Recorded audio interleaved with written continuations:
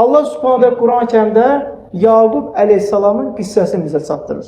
Həzrət Yaqub əleyhissalam oğlu Yusufu itirir və illərlə Yaqub əleyhissalam ağlayır. Hətta o qədər ağlayır ki, Yaqub əleyhissalamın gözləri artıq görmür. Amma Yaqub əleyhissalam heç bir zaman Allah Subhanahu ümidini kəsmir. Hər zaman buyurur ki, mən oğlumu qardaşlarına deyir, Rəbbinə vermişəm və mənim oğlum sağdır. Üstündən illər keçdi, gözləri tutuldu. Amma yenə ümidini kəsmədi. Çünki Allah Subhanahu wa ta'ala təslim edibsə və ondan alacağını da bilir. Və Yaqub əleyhissalam oğlanlarına buyurur, buyurur ki, ey oğullarım, gedin Yusufu və qardaşınızı axtarın.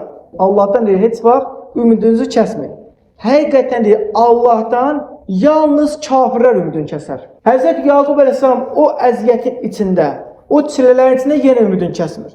Və Allah Subhanahu wa ta'ala bu ümid və güvəninə görə öz oğluna qaytarır. Harda? Misirdə ən üstün bir yerdə. Və Allah Subhanahu wa ta'ala bu qissədən bizə çatdırır ki, əgər bir insan sıxıntıdan dolayı, çətinlikdən dolayı heç vaxt Allah Subhanahu wa ta'ala ümidini kəsməzsə, Allah Subhanahu wa ta'ala ondan daha gözəlini ona verəcək. Ondan daha üstününü ona verəcək.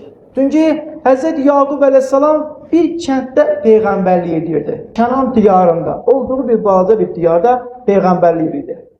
Amma o Yusufu itirdi və ümidini kəsmədi Allah Subhanahu wa ta'alaya.